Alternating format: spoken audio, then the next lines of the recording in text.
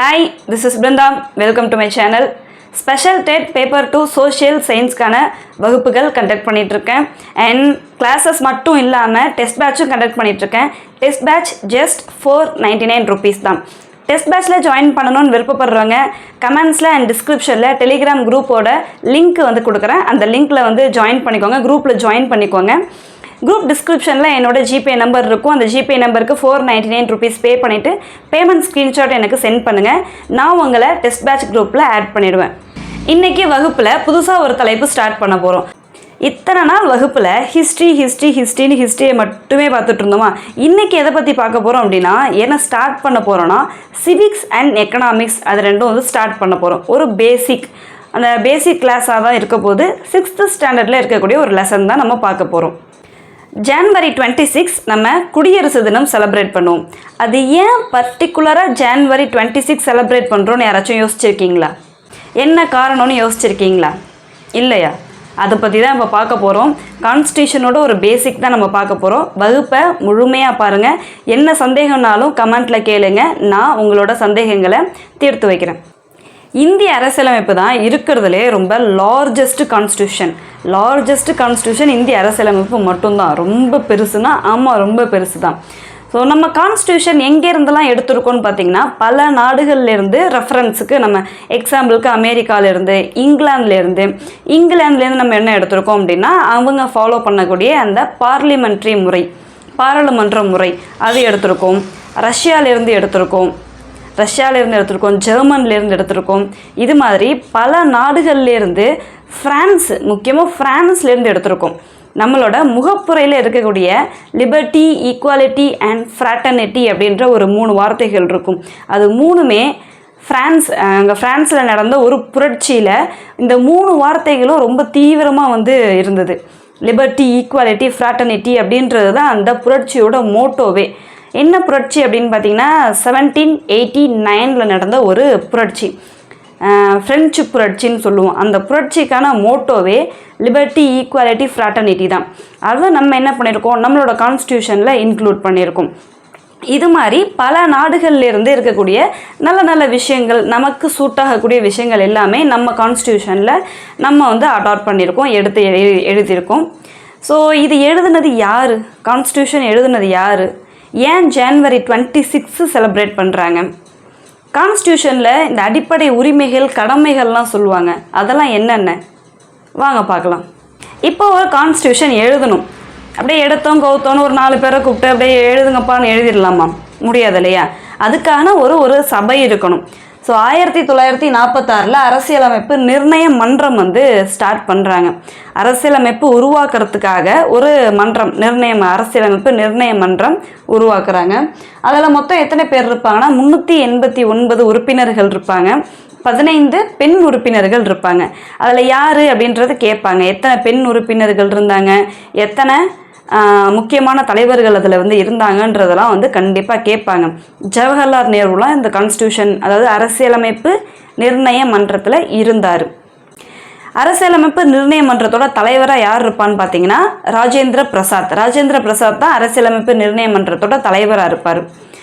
Okay, இப்போ ராஜேந்திர பிரசாத் தான் தலைவர்னா அவர் தான் கான்ஸ்டியூஷனை எழுதினாரா?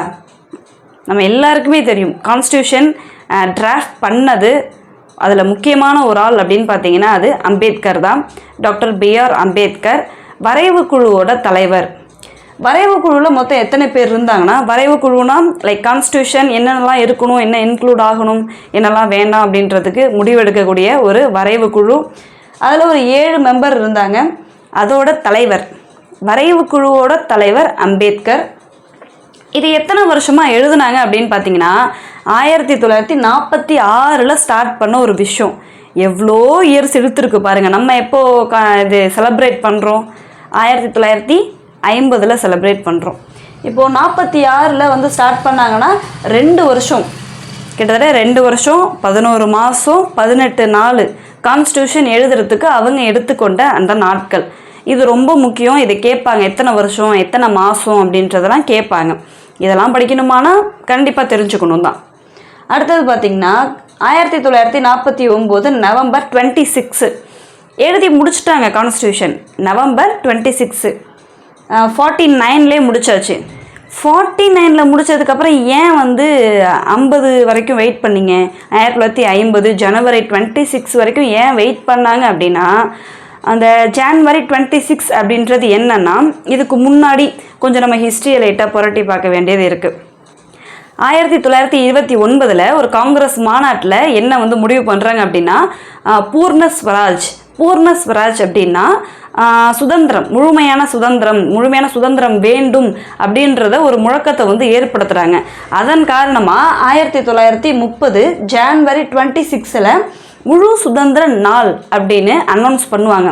அதாவது ஜான்வரி 26 தான் என்ன முழு சுதந்திர நாள் அப்படின்னு பூர்ண ஸ்வராஜ் டே அப்படின்னு சொல்லிட்டு அனௌன்ஸ் பண்ணுவாங்க.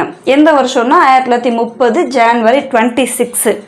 ஸோ அந்த டேட்டு, அந்த ஜான்வரி 26 என்ன பண்ணுறாங்க அப்படின்னா, குடியரசு தினமாக செலிப்ரேட் பண்ணணும் அப்படின்றதுக்காக ஜான்வரி 26 என்ன நடைமுறைக்கு வருது?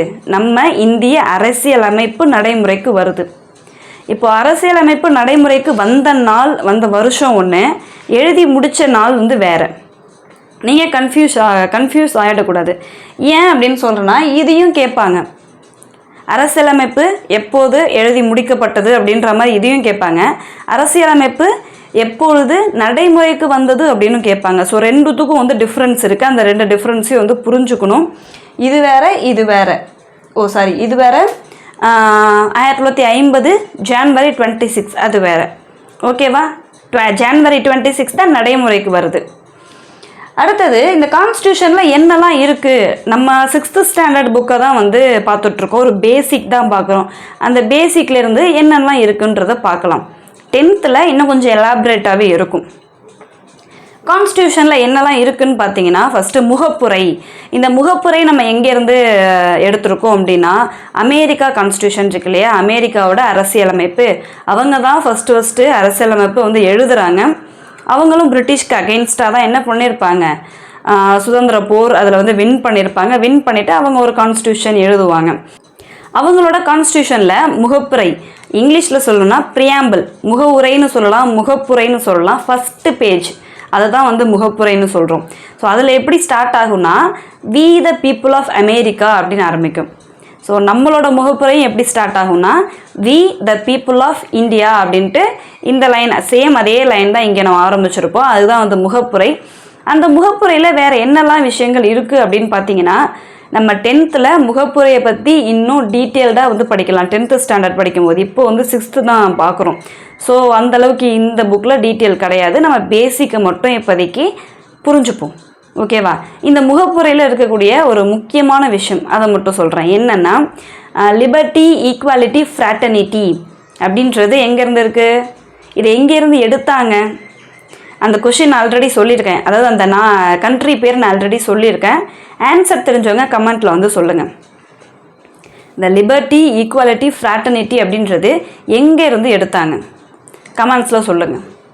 நம்ம இந்திய அரசியலமைப்பில் இருக்கக்கூடிய இன்னொரு முக்கியமான ஒரு ஃபீச்சர் அப்படின்னு பார்த்தீங்கன்னா, மத சார்பின்மை. நம்ம நாடு ஏதாச்சும் இந்த மதத்தை சார்ந்து இருக்கா என்ன? இந்த மதத்துக்கு தான் நான் சப்போர்ட் பண்ணுவேன் அப்படின்னு இருக்கா என்ன? எந்த மதத்தையும் சார்ந்து இருக்காது. அதுதான் மத சார்பற்ற ஒரு நாடு. மத சார்பின்மையை தான் நம்ம ஃபாலோ பண்ணுறோம். மத சார்பின்மைனா இன்னும் கரெக்டாக சொல்லணுன்னா, லைக் நம்ம ஒரு தனிநபர் எந்த மதத்தை வேணாலும் பின்பற்றுறதுக்கு உரிமை இருக்குது, எந்த மதத்துக்கு மாறிக்கிறதுக்கு வேணாலும் உரிமை இருக்குது. அண்ட் அது மட்டும் இல்லாமல் அந்த தனிநபர் இந்த மதத்தை ஃபாலோ பண்ணுறாரு அப்படின்றதுக்காக அவருக்கு உரிமைகள் மறுக்கக்கூடாது, அடிப்படை உரிமைகள் மறுக்கக்கூடாது. எந்த மதத்தை ஃபாலோ பண்ணாலும் அனைவருக்கும் அனைத்துமான அடிப்படை உரிமைகள் போய் சேரணும். எல்லா உரிமைகளும் போய் சேரணும். ஒரு மனுஷனுக்கு ஒரு உரிமை இருக்குன்னா அது அடுத்தவனுக்கும் இருக்குது. ஒரு மதத்தில் இருக்கிறவனுக்கு இருக்குது, ஒரு ஜாதியில் இருக்கிறவனுக்கு இந்த உரிமை இருக்குன்னா அது எல்லாருக்குமே இருக்குதான். இவனுக்கு மட்டும் இல்லை அவனுக்கு மட்டும்தான் அப்படிலாம் கிடையாது. அண்ட் கவர்மெண்ட்டும் எந்த மதத்தை சார்ந்தும் இருக்காது. நம்மளோட அரசியலமைப்பு படி நம்ம மத சார்பின்மையை தான் ஃபாலோ பண்ணிகிட்ருக்கோம். அடுத்தது இந்த பாராளுமன்ற முறை.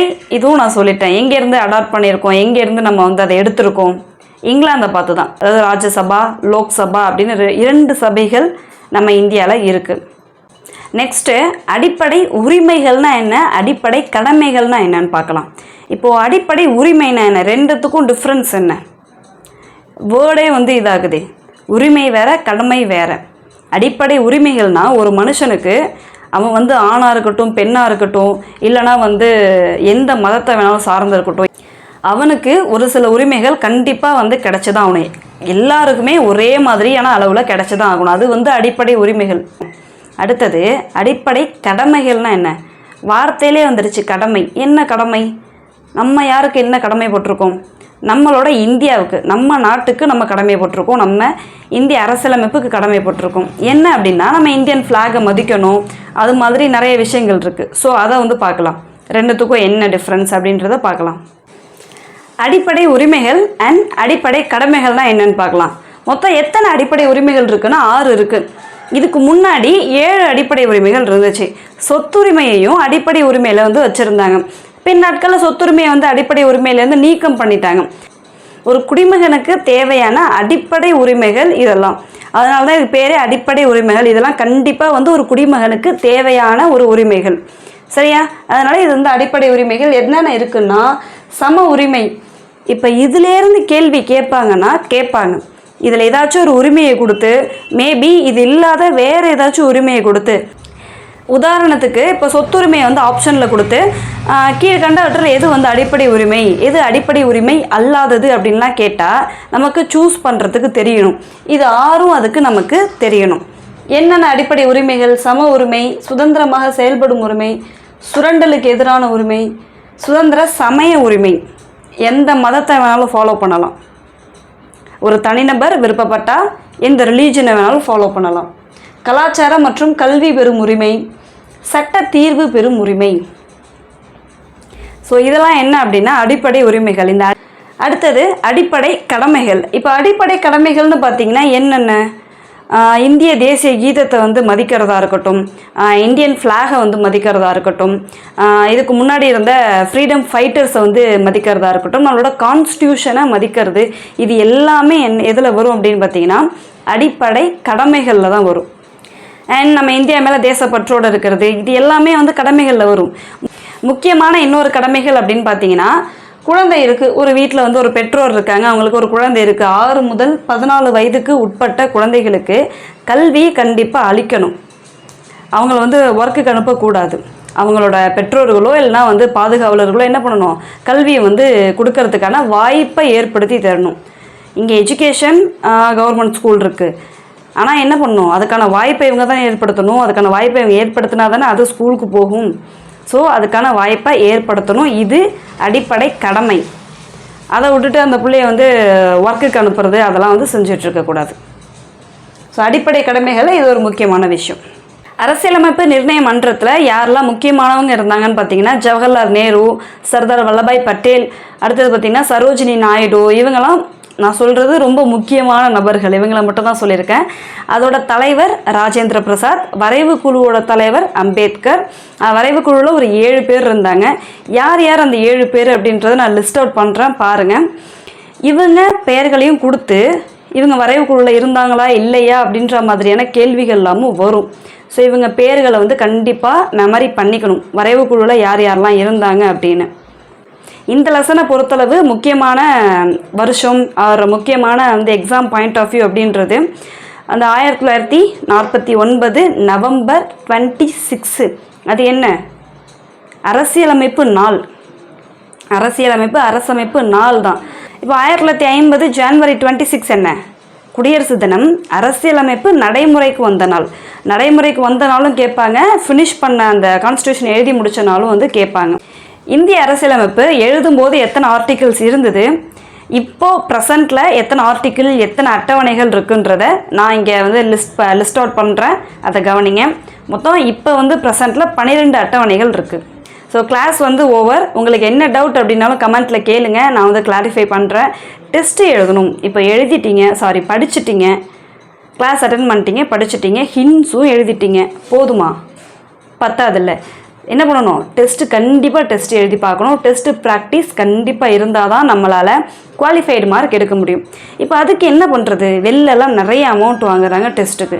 3500 வாங்கிட்டு இருக்காங்க, இல்லைனா ஒரு 3000 வாங்கிட்டு இருக்காங்க. நான் கம்மி பட்ஜெட்டில் டெஸ்ட் பேட்ச் கண்டக்ட் பண்ணிகிட்ருக்கேன். Just 499 rupees. ஜூலை வரைக்கும் அவைலபிள் இருக்கும். டெஸ்ட் பேட்சில் ஜாயின் பண்ணணும்னு விருப்பப்படுறவங்க கமெண்ட்ஸில் இருக்கக்கூடிய டெலிகிராம் குரூப்பில் ஜாயின் பண்ணுங்கள். அந்த குரூப் டிஸ்கிரிப்ஷனில் என்னோட ஜிபே நம்பர் இருக்கும். அந்த ஜிபே நம்பருக்கு பே பண்ணிவிட்டு 499 rupees பே பண்ணிவிட்டு பேமெண்ட் ஸ்க்ரீன்ஷாட் எனக்கு தனியாக சென்ட் பண்ணுங்கள். நான் அகெயின் சொல்கிறேன், என்னோடய கொஷின் பேப்பரையும் இன்னொரு அகாடமியோட கொஷின் பேப்பரையும் கொஞ்சம் கம்பேர் பண்ணி பாருங்கள். கம்பேர் பண்ணி எது பட்ஜெட் ஃப்ரெண்ட்லியாக அண்ட் குவாலிட்டியாக இருக்குது அப்படின்னு நீங்களே சூஸ் பண்ணுங்கள்.